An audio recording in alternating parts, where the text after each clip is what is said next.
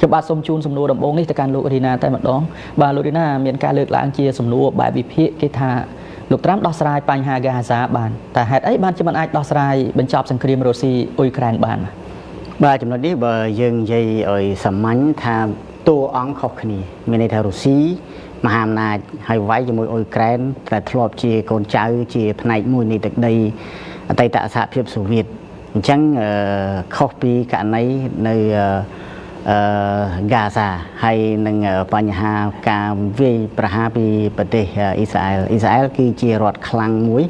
ขนมวิสัยโยเทียหนึ่งประจัยวิเชียพองให้ฮามาสปาเลสไตน์กรอนแต่เจียกรมสกรรมประยุทธ์ได้ตระบานคือจัดตกหรือก็ดัชมุทาเจียองกาเพรกรรมในดับบอนกาซาให้ก็มีการช่วยชุมเชงปีประเทศอิหร่านนองการกดกุ้งเครื่องสเปียวุฒินี้ดาวกรมฮามาสปาเลสไตน์นี้นองการประยุทธ์จมวยประเทศอิสราเอลจะเป็นปีชนะเติบสำหรับบ้านในบัตรโฉบันโดยไอแต่เลือแผนการสันติเพียบมาเพย์จำนวนใดเหล่านี้เติบแต่อนุวัตบ้านดำนักการตีมวยในแผนการเพย์จำนวนโดยเฉพาะทางเปรเลียแต่หมกเทียก็คือมันฉบับได้ยังเปรียบปนหนึ่งอิสราเอลคือเชียโกนใจหรือก็ทัดกราวอิทธิพลครั้งบอสารอเมริกมีในทางสารอเมริกมีตึกมอนไพร์มีอิทธิพลจะพิเศษขนมรัฐการลูกโดนัลด์ทรัมป์นี่ลูกโดนัลด์ทรัมป์มีประเทศประเทศจมูกหนึ่งผู้รัฐอิสราเอลเชียงลูกเบนจะมีเนตันยาฮูในยุครัฐมนตรีอิสราเอลนี่ถือติดนี่มาพนัยเบอร์ยี่ปีอิสราเอลเดลัยในดับบอลแบบชัมโบเปียคือประเทศพิจารณาได้ในของในชุมสมุทรอาหรับนั่นคือเชียสมปอนมัดบอสารอเมริกมีตึกหมดไพร์เจียการลวงโลมบอสารอเมริกดับใบเทนี้สันสกพองโดยเฉพาะการด่าสัมเปียตเลยอิสราเอลหนึ่งการด่าสัมเปียตดาวประเทศได้เจียอันตรการไรก็ดูเจียประเทศกาตาร์เจียอันตรการไรนั่งเจียมูลธานตั้งในระบบกรมฮามาสปาเลสไตน์ติดโดยเฉพาะกรุ๊ปย่างหักโดยเจียมีกำลังหรือมอมหรือก็กำลังคลั่งเลือดติดได้ปราบสัมเปียตการตูนี้ไปเลกู้พิธีจำลุกเอาสำหรับบ้านในบัดฉุบบันโดยไล่ประเทศรัสเซียมหาอำนาจก็โดยจิตสารอเมริกได้ให้เชียสมาชิกอาจารย์ไตรบอกกรมปรึกษาสันสบองค์การสหประชาชาติลูกนอทรัมป์กลายเป็นลังการดำเนินกับชี้เยี่ยมด่าสัมเปียตเลยอุยแกรนได้ดำไปเอาตัวยอละคันเนีย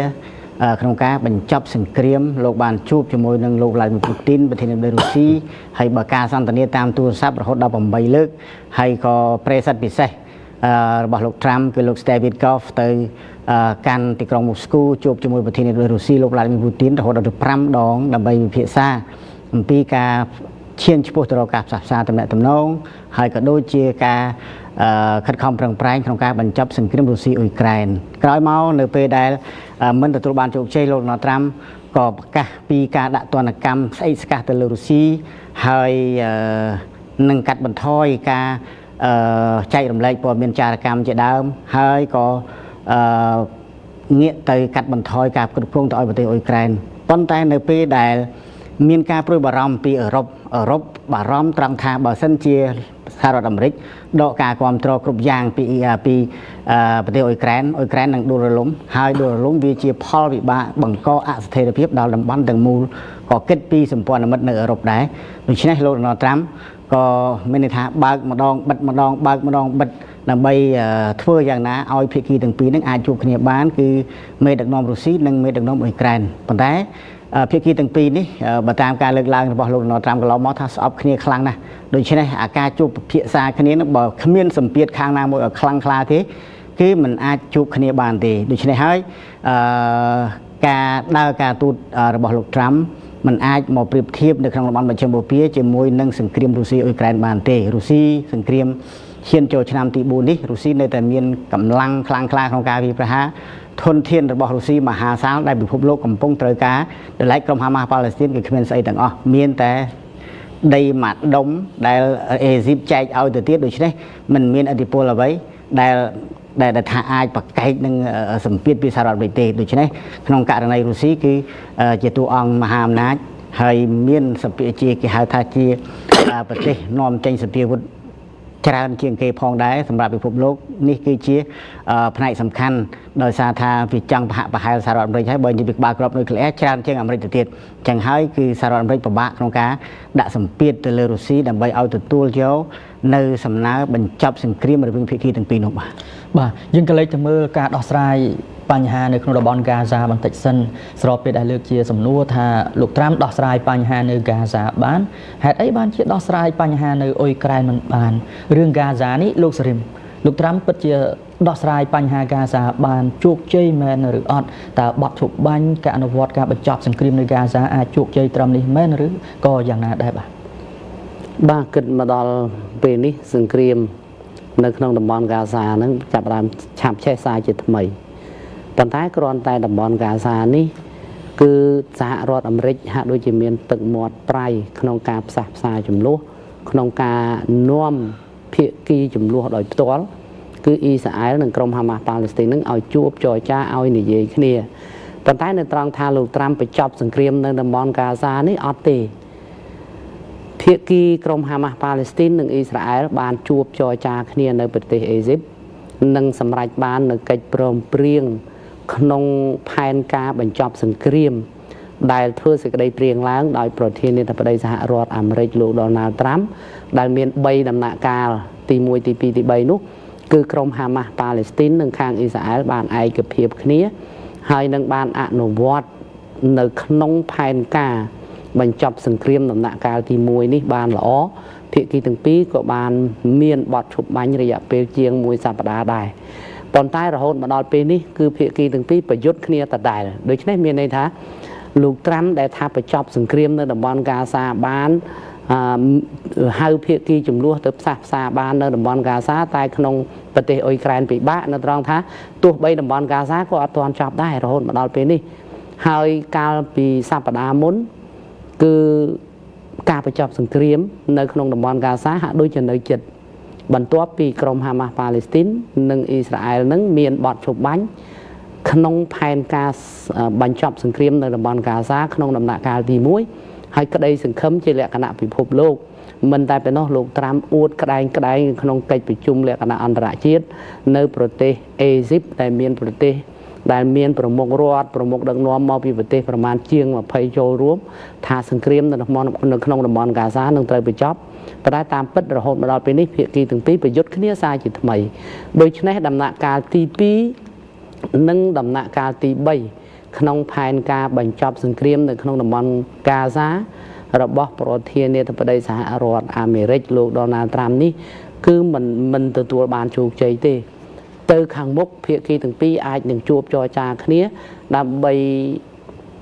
ឈានឆ្ពោះទៅរកការសម្រេចបាននៅផែនការសន្តិភាពផែនការបញ្ចប់សង្គ្រាមដំណាក់កាលទី2និងដំណាក់កាលទី3ឬយ៉ាងណាគឺមិនទាន់មានតម្រុយទេរហូតមកដល់ពេលនេះខណៈដែលអ៊ីស្រាអែលនិងក្រុមហាម៉ាស់ប៉ាឡេស្ទីនចាប់ផ្ដើមប្រយុទ្ធគ្នាសារជាថ្មីសង្គ្រាមបានចាប់ផ្ដើមសារជាថ្មីនៅក្នុងតំបន់ហ្គាហ្សាដូច្នេះនិយាយជារួមមកវិញថា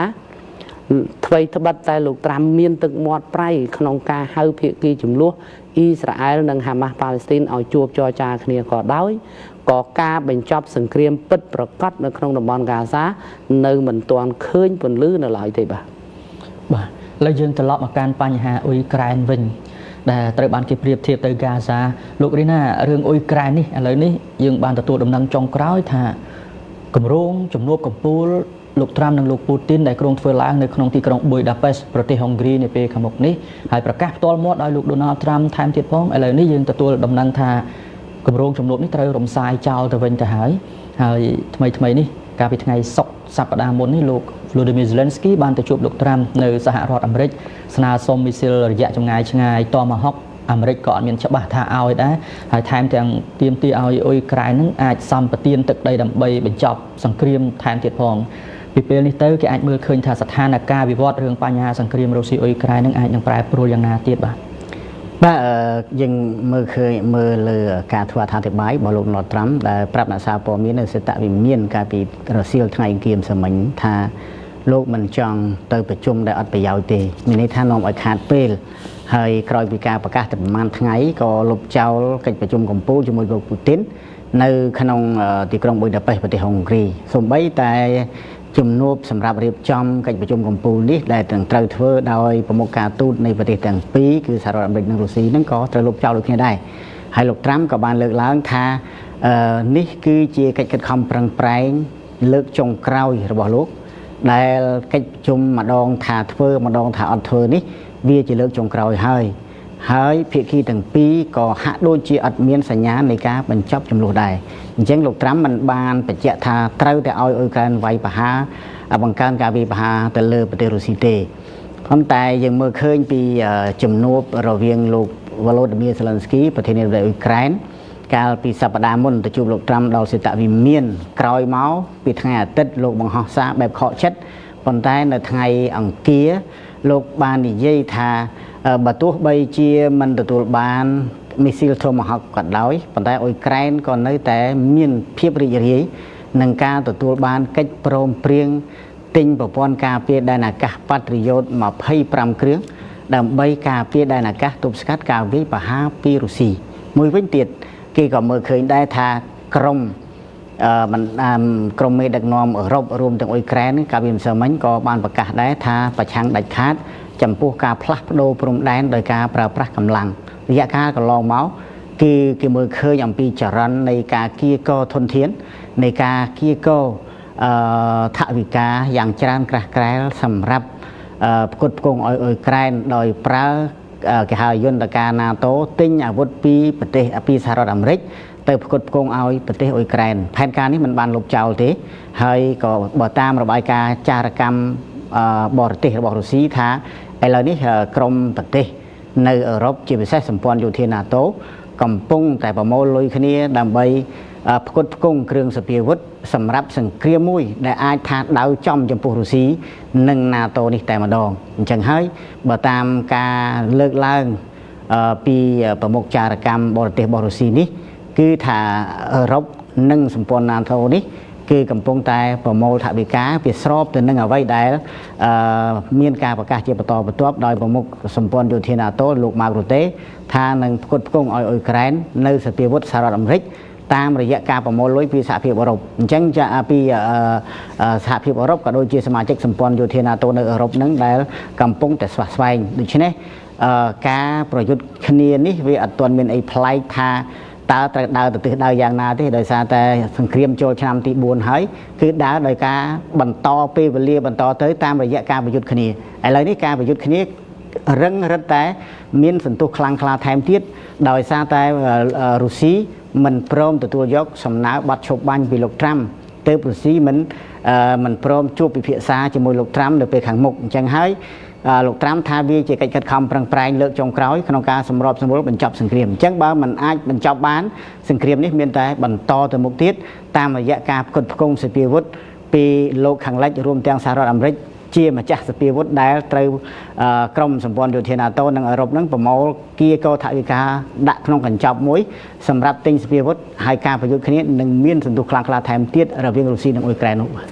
បាទយើងងាកមកកាន់ចំណុចមួយទៀតនៅក្នុងការដោះស្រាយបញ្ហាសង្គ្រាមរុស្ស៊ីនិងអ៊ុយក្រែននេះលោកសេរីកន្លងមកគឺលោក Donald Trump ធ្លាប់បានលើកឡើងថាបញ្ហាសង្គ្រាមរុស្ស៊ីអ៊ុយក្រែននេះគឺជាបញ្ហារបស់អឺរ៉ុបមិនមែនបញ្ហារបស់សហរដ្ឋអាមេរិកទេហើយគេក៏បានមើលឃើញអំពីការផ្លាស់ប្ដូរគោលនយោបាយរបស់សហរដ្ឋអាមេរិកបានកើតមានឡើងផងដែរនៅពេលដែលមានការផ្លាស់ប្ដូរពីលោក Joe Biden អតីតប្រធានាធិបតីអាមេរិកមកក្នុងរដ្ឋកាលដឹកនាំដោយលោក Donald Trump នៅពេលនេះចំនួនលោក Joe Biden គឺលោក Biden ដូចជាប្រគៀកស្មាខ្លាំងជាមួយនឹងអឺរ៉ុបនៅក្នុងការទប់ទល់ជាមួយនឹងរុស្ស៊ីប៉ុន្តែលោក Trump ហាក់ដូចជាមានការបែកខ្នងដាក់ខ្លះសរុបជារួមរហូតមកដល់ពេលនេះតាមមើលទៅអឺរ៉ុបនៅអាចពឹងពាក់អាមេរិកលើរឿងសន្តិសុខជាតិរបស់ខ្លួនបានទៀតដែរទេបាទចំពោះសហភាពអឺរ៉ុបឬក៏អាចនិយាយថាបណ្ដាប្រទេសជាសមាជិករបស់អង្គការ NATO ក្នុងក្របខ័ណ្ឌអង្គការ NATO ទាំងមូលនេះគឺអត់ពីសហរដ្ឋអាមេរិកមិនបានទេរហូតមកដល់ពេលបច្ចុប្បន្ននេះប្រទេសក្របខ័ណ្ឌ NATO ឬប្រទេសនៅសហភាពអឺរ៉ុបនេះគឺនៅពឹងផ្អែកស្ទើរទាំងស្រុងលើសហរដ្ឋអាមេរិកប៉ុន្តែគ្រាន់តែការដឹកនាំវាខុសគ្នាសហរដ្ឋអាមេរិកក្រោមការដឹកនាំរបស់លោក Joe Biden សហរដ្ឋអាមេរិកនឹងគឺរែកអាមេរិកទាំងសងខាងមានន័យថាសហរដ្ឋអាមេរិកទទួលបន្ទុកដោយមិនមាត់ទេប៉ុន្តែសហរដ្ឋអាមេរិកក្រោមការដឹកនាំរបស់លោក Donald Trump គឺលោក Trump ស្រែកលោក Trump ទាមទារឲ្យមានតម្លាភាពមិនមែនដោយលោក Joe Biden ទេទាមទារឲ្យមានតម្លាភាពទាមទារឲ្យមានភាពស្មើគ្នាជាពិសេសទាមទារឲ្យប្រទេស ដែលជាសមាជិករបស់អង្គការ NATO ឬទាមទារឲ្យអឺរ៉ុបនឹងទទួលខុសត្រូវឲ្យបានច្រើនជាងសហរដ្ឋអាមេរិកពីព្រោះសហភាពអឺរ៉ុបនេះតាមពិតទៅចាត់ទុកថាសង្គ្រាមនៅក្នុងប្រទេសអ៊ុយក្រែននេះវាជាសង្គ្រាមនៅនឹងច្រកទ្វារអឺរ៉ុបតែម្ដងហើយមេដឹកនាំអឺរ៉ុបស្ទើរគ្រប់រូបយល់ថាប្រសិនបើរុស្ស៊ីឈ្នះសង្គ្រាមនៅក្នុងប្រទេសអ៊ុយក្រែននោះមានន័យថាទ្វារអឺរ៉ុបចាប់ផ្ដើមរបើកហើយទ្វារអឺរ៉ុបនឹងចាប់ផ្ដើមធ្លាយហើយដូច្នេះសង្គ្រាមនឹងវានឹងរីករាលដាលពាសពេញសហភាពអឺរ៉ុបដែលយ៉ាងហោចណាស់ក៏អសន្តិសុខនៅក្នុងសហភាពអឺរ៉ុបដែរដូច្នេះជាជំហរមើងម៉ាត់របស់សហភាពអឺរ៉ុបគឺធ្វើយ៉ាងណាទប់ប្រទេសអ៊ុយក្រែននឹងឲ្យជាប់ជួយប្រទេសអ៊ុយក្រែននឹងទប់ទល់នឹងប្រទេសរុស្ស៊ីនឹងឲ្យបានកុំឲ្យវាធ្លាយទ្វារនឹងប៉ុន្តែគ្រាន់តែអឺរ៉ុបអ្វីត្បិតតែមានគំនិតបែបនេះមែនមានទស្សនវិស័យប្រហាក់ប្រហែលគ្នាបណ្ដាប្រទេសនៅក្នុងសហភាពអឺរ៉ុបថាអ៊ុយក្រែនសំខាន់អញ្ចឹងមែនប៉ុន្តែគ្រាន់តែអឺរ៉ុបហាក់ដូចជាពឹងផ្អែកលើសហរដ្ឋអាមេរិកតំណឹងហើយដែលប្រធានាធិបតីរបស់សហរដ្ឋអាមេរិកលោកដូណាល់ត្រាំបន្ទោសអឺរ៉ុបនឹងបន្ទោសនៅត្រង់ថាសង្គ្រាមវាកើតឡើងនៅអឺរ៉ុបសង្គ្រាមអ៊ុយក្រែនបង្កអសន្តិសុខដល់អឺរ៉ុបប្រសិនបើអ៊ុយក្រែនចាញ់សង្គ្រាមអឺរ៉ុបជាអ្នកគ្រោះថ្នាក់ប៉ុន្តែមេដឹកនាំរបស់សហភាពអឺរ៉ុបបែរជាបង្វែរការទទួលខុសត្រូវឲ្យទៅសហរដ្ឋអាមេរិកជាអ្នករែកពុនរឿងនេះទៅវិញរឿងនឹងហើយបានជាលោកត្រាំមើលទៅហាក់ដូចជាបែកខ្នងមើលទៅហាក់ដូចជាតោះតើយចំពោះសហភាពអឺរ៉ុបក្នុងការជួយជ្រោមជ្រែងដល់សហភាពអឺរ៉ុបក្នុងសង្គ្រាមនៅក្នុងប្រទេសអ៊ុយក្រែនប៉ុន្តែពិតមិនមែនតោះតើយទេគ្រាន់តែប្រធានាធិបតីរបស់សហរដ្ឋអាមេរិកទាមទារឲ្យមានតម្លាភាពទាមទារឲ្យអឺរ៉ុបដែលជាសាមីតំបន់ក្នុងសង្គ្រាមនៅប្រទេសអ៊ុយក្រែននឹងទទួលខុសត្រូវឲ្យបានច្រើនកុំរុញបន្ទុកនឹងយកមកឲ្យសហរដ្ឋអាមេរិកស្ពាយតែឯងគឺសហភាពអឺរ៉ុបត្រូវតែរួមគ្នាជាមួយសហរដ្ឋអាមេរិកក្នុងការពន្រែកបញ្ហាដែលកើតឡើងនៅក្នុងប្រទេសអ៊ុយក្រែននឹងរឿងវានៅត្រង់ហ្នឹងប៉ុន្តែគ្រាន់តែមើលទៅហាក់ដូចជាប្រធានាធិបតីរបស់សហរដ្ឋអាមេរិកនឹងចង់បែកខ្នងជាមួយសហភាពអឺរ៉ុបឬក៏ចង់ដើរចេញពីសហភាពអឺរ៉ុបឬក៏អាចនិយាយថាសហរដ្ឋអាមេរិកលែងជាខ្នងបង្អែករឹងមាំរបស់សហភាពអឺរ៉ុបរបស់ប្រទេសអ៊ុយក្រែនរបស់អង្គការ NATO ដោយដែលអាមេរិកក្រោមការដឹកនាំរបស់លោកโจ Biden តាមពិត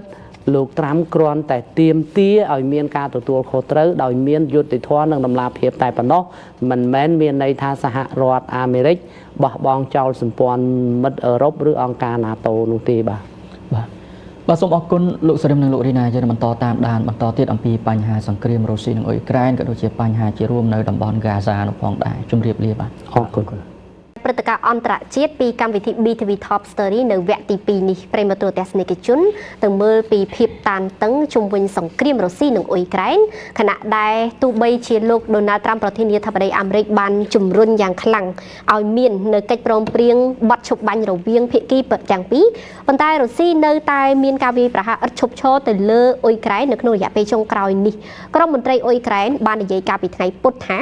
ការវាយប្រហារដោយមីស៊ីលរបស់រុស្ស៊ីលើអ៊ុយក្រែនពេញមួយយប់សម្ដៅទៅលើរោងចក្រថាមពលបានសម្លាប់មនុស្សមួយចំនួននិងដិតបំផ្លាញផ្ទះសម្បែងនៅក្នុងទីក្រុងគៀវខណៈកិច្ចប្រជុំកម្ពុជារវាងមេដឹកនាំរុស្ស៊ីនិងសហរដ្ឋអាមេរិកត្រូវបានផ្អាកបន្ទាប់ពីទីក្រុងមូស្គូបានច្រានចោលបទឈប់បាញ់អភិបាលក្រុងគៀវលោក Vitaly Klitschko